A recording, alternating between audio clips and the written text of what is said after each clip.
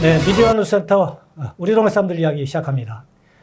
오산 가장교차로에서 벌어진 옹벽 붕괴 사고. 단순한 구조물 사고가 아니라 행정의 구조, 신뢰의 구조가 무너졌다는 비판이 이어지고 있습니다. 사망자까지 발생한 이번 사고, 그 배경과 원인을 짚어봅니다. 윤혜석 리포터가 나와 있습니다. 안녕하십니까? 네, 안녕하십니까? 네, 오늘이 가장 폭염이 심한 것 같아요. 네, 그렇습니다. 밤에도 너무 더워서 잠을 이룰 수가 없습니다. 그래서 살아서 왔군요. 네. 네. 네, 윤혜석 리포터. 네. 네, 우선 사고가 발생한 경위부터 좀 짚고 넘어가죠.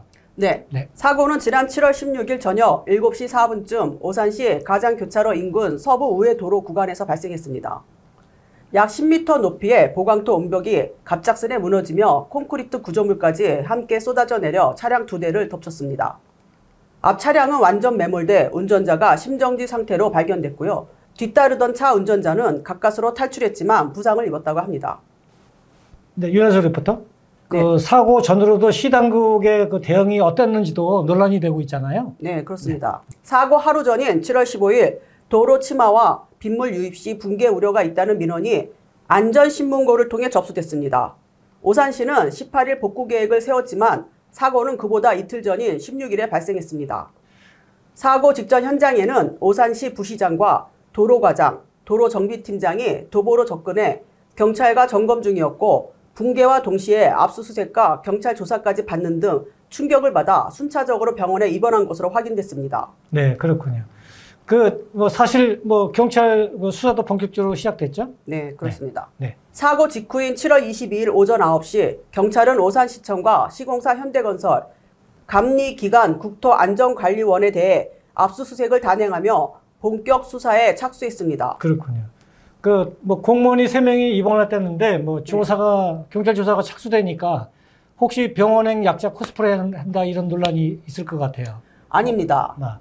사고 당시 늦장 출동했다는 주장에 대해 사고 직전 상부 도로에서 부시장과 도로과장, 도로정비팀장이 교통 통제와 상황 정리하던 중에 바로 인접한 옹벽이 무너져 자칫 오산시청 지휘부도 사고를 당할 뻔한 것 같습니다. 도로정비팀장이 200mm 호우 등으로 과로한 상태에서 사고 충격을 받았고 사고 대책본부가 꾸려지고 압수수색을 받고 경찰 조사 그리고 유족 문제 등등 과로 상태에서 정신적으로 문제가 발생해 지난 21일에는 여성 도로정비팀장이 먼저 입원을 하셨고 23일에는 부시장이 24일에는 도로정비과장까지 입원하기에 이른 것 같습니다. 네, 어쨌든 좀 안타까운 일 같습니다. 네.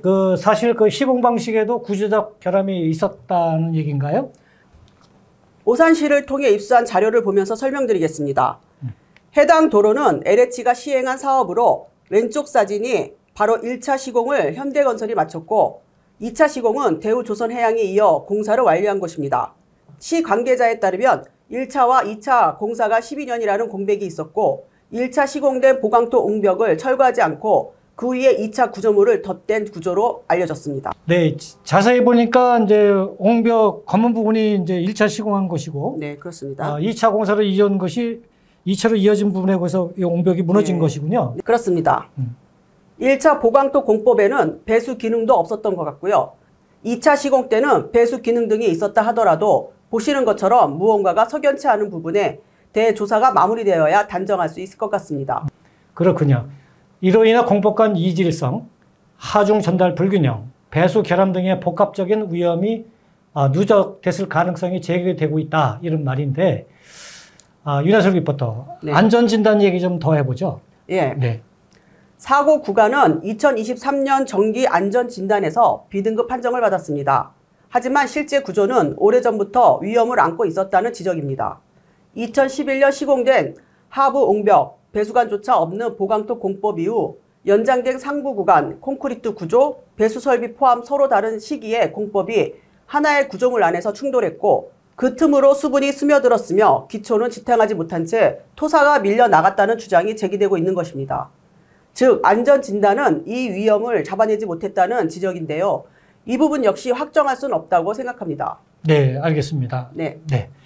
네, 다음은 2018년 1차 공사가 끝난 다음에 5분 자유발언을 통해 전면 재시공을 주장하며 경고했던 오산시의회 성길령 부의장님 전화 연결해서 당시 상황 들어보겠습니다.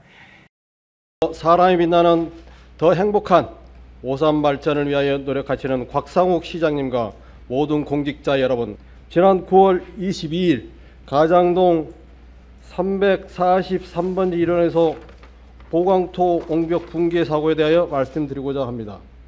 사고 원인은 보강토 옹벽 상부에서 우수가 침투하여 붕괴되었으며 사고 당일 인명피해가 없는 것을 위안으로 삼고자 합니다. 이것을 복구하기 위해서는 옹벽 상부 우수 및 유입수의 원활한 배수가 되도록 옹벽 전체 구간을 철거 후 재시공이 필요합니다. 광역교통 개선 대책으로 건설된 도로에서 안전사고 발생은 시민들의 위험과 불편을 초래하고 시 예산이 추가로 소요되는 향후에는 동일한 사례가 없도록 안전대책을 강구해야 될 것입니다. 그러면 5번 발언하신 배경에 대한 근본적인 목적은 뭐였습니까? 전면 재시공해서 그런 공법으로는 우리 똑같은 상황이 잘 개발될 수 있다. 그렇기 때문에 그 재발 방지를 위해서 해달라는 거죠. 네, 이 사안에 대해서 뭐 정치 장점화 뭐 하실 생각은 있으세요? 정치 쟁점화가 아닌 안타깝죠. 고인에 대한 명복을 먼저 빌어야 될 것 같고 그 똑같은 상황이 개발이 되지 않도록 재발 방지를 위해서 네네. 우리 모두가 좀 노력 좀 해주셨으면 좋겠다. 라는 좀 말씀을 좀 드리고 싶습니다. 네네. 네, 성길영 부의장님 이야기 잘 들었습니다. 네, 시민들은 입을 모읍니다. 이번엔 또 누구 책임이냐고 따지기보다는 정치권이 초당적으로 수습과 재발 방지에 나서야 한다는 겁니다. 민선 8기뿐만 아니라 민선 6기와 7기에서도 이미 예고됐던 사고였다는 점에서 모든 집행부가 자유롭지 못하다는 평가도 나옵니다. 결국 무너진 건 단지 옹벽뿐만 아니라 공법의 부실, 행정의 느슨함, 그리고 시민의 신뢰일지도 모릅니다. 네, 우리 동네 사건과 사고 이야기, 지금까지 윤혜석 리포터와 함께했습니다. 안녕히 계십시오.